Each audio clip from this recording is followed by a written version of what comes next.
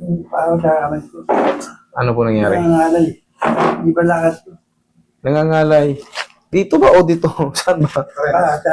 Parehas. Kamay at paa. Kailan pa po nagsimula tayo? Tayo na rin. Tagal na rin. Pero hindi siya na mild stroke, ganyan. Mild stroke. Kaya.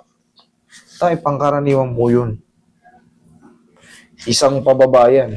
Pag sa kanan, kanang braso, kanang paa. Parang ang bigat niya. Ganun ang pakiramdam niyan, tay. Yun ang... Mover nga ako eh. Opo. Kasi nga, siyempre, hindi na yan, hindi na.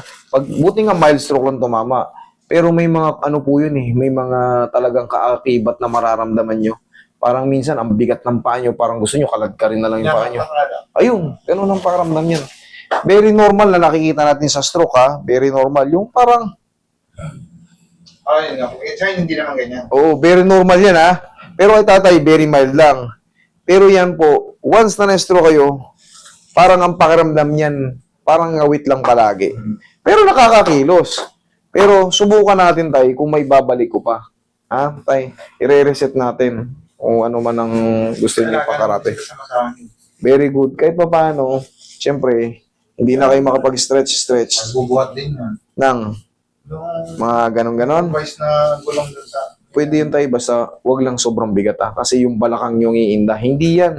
Akala nyo yan ang kinakatakot ko. Pag nagbuhat-bat kayo, hindi yan ang kinakatakot ko, yung balakang nyo. Sa balakang, maaari kayo malumpo. Okay? Pero yun nga, ang nararamdaman kasi ni tatay, that's part of part of stroke. Tapos mga dito daw na masakit. Yan. Hindi mo may sara. Yung iba nga, talagang totally sa mga nai-stroke. Hindi may sara. Di ba ang sarap eh? Sige nga, gano'n ka tayo. Hindi may sara. Okay, sige. Hindi na tayo manonood, hindi ka na tayo. Mamaya panonoorin nyo yung video natin. Nakasama na kayo. TV nila, laging control natin. Ikaw laging napapanood. Salamat po.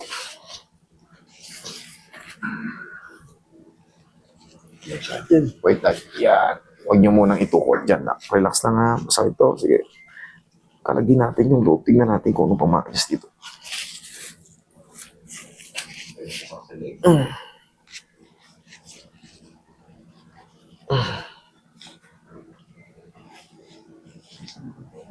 Relax lang. Inhale. Ang ganda siya.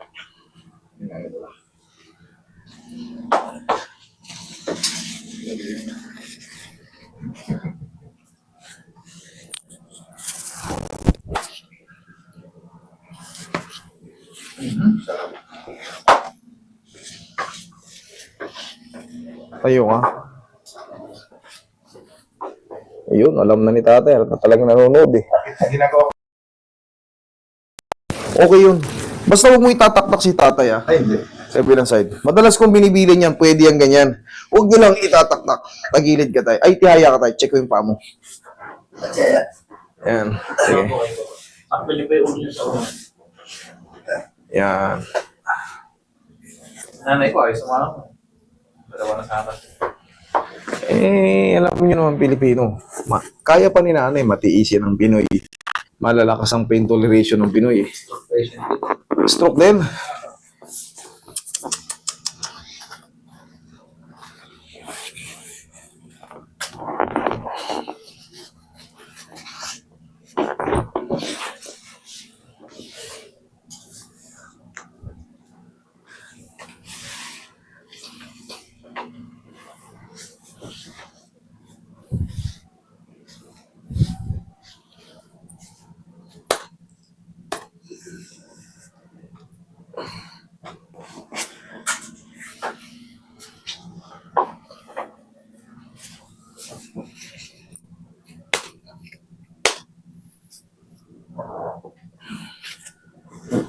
Relax lang tayo.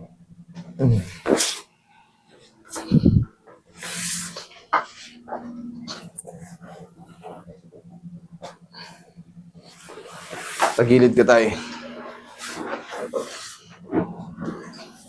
Tagilid muna tayo. Tagilid ko, tagilid. Yan, sobra eh. Sobra pihit. Yan. Mamaya yung dapa. Relax lang. Oh, wait lang tayo. Isa pang pectus. May pectus yan eh. Para dito sa pinaka lower. Okay? Kabilang side.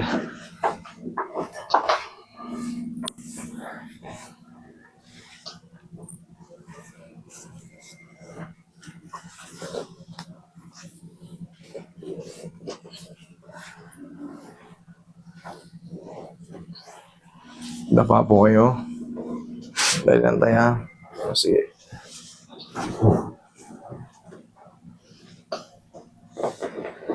Tingnan ko yung kamay ko tayo. Hindi, may takip.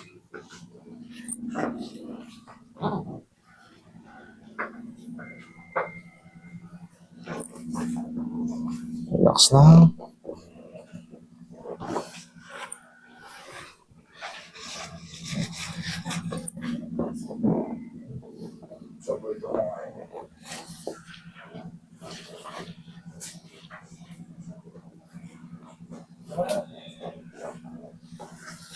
Nakita na yung mukha mo sa vlog.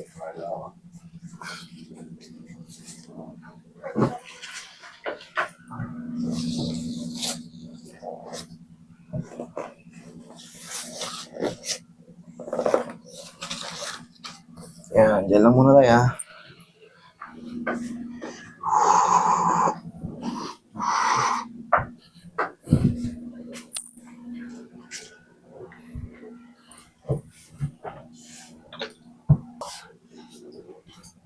Mas mababa.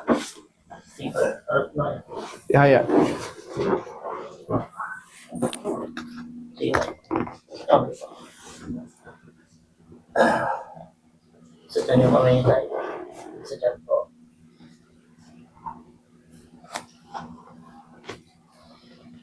Relax lang. Inhale. Exhale.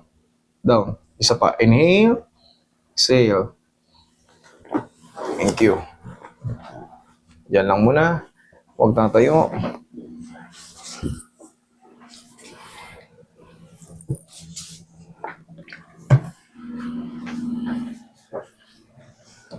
Alagaan nyo lang to ng mga haplos si tatay sa mga muscle-muscle niya. Para yung mga napapagod yung mga muscle-muscle at yun na parang tumitigas. Pag ganito nyo lang tayo. Ganyan nyo muna. Bigas ko yung lagi lang. Binigay pau. Pao. Walang aw sa pau.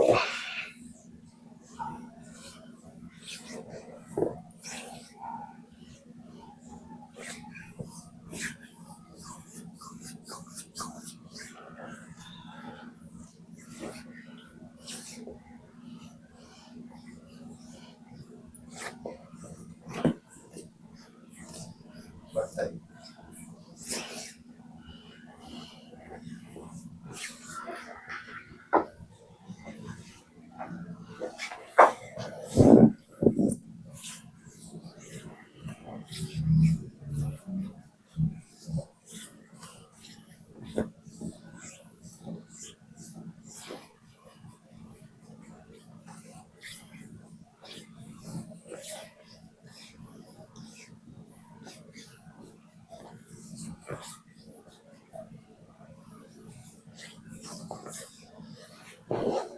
Sige sir, opo.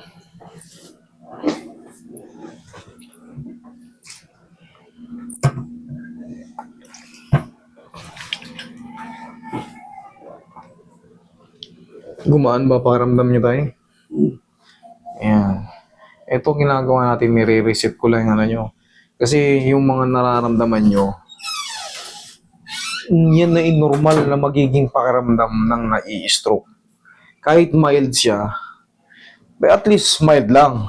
At konti lang yung epekto. Yung iba talaga, isang buong pa ganun, deads yung kaluwa. Nakagapan kasi agad. Yung maganda.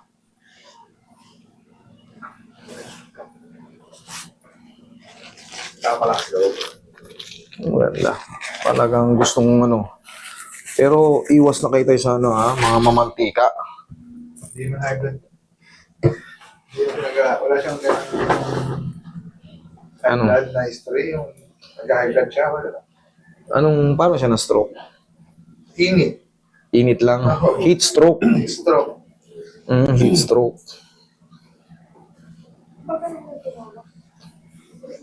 Sige.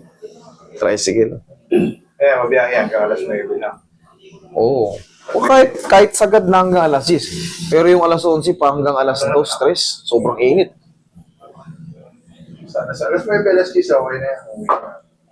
Basta Biyay kay alas 5, no? Magawa lang yung routine niya araw-araw.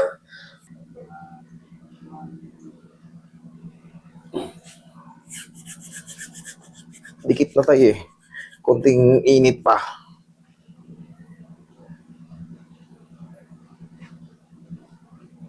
Dikit na oh. Konting init pa. Irarab nyo rin to tayo sa umaga. Sige, ikaw nga, mag-rub ka. Sige, laksan mo. Laksan mo. Sige. Sa umaga, pagtapos yung mag-drive, katulad niya, nagdadrive ko yung motor, palaging nakagigil yan. Na ano yun ng power oil, initin mo lang. O sige, ganun mo. Yan, sige, laksan mo. Sige, sige. Yan. Yan. Tapos tulungan nyo. Ayan, ayan, abot na. Tulungan nyo na ng konti. Kaya pa? Ayan.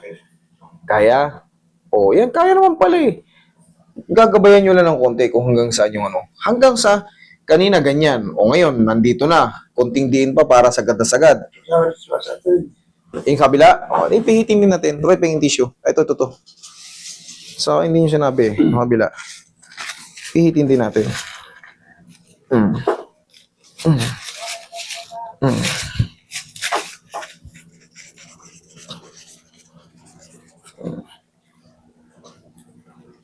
Yan, oh. Kita nyo naman, oh. Sagad na sagad, oh. Oh.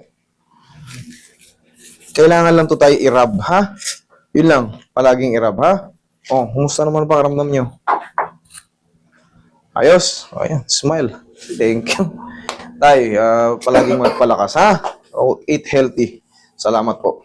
Okay na. Ay,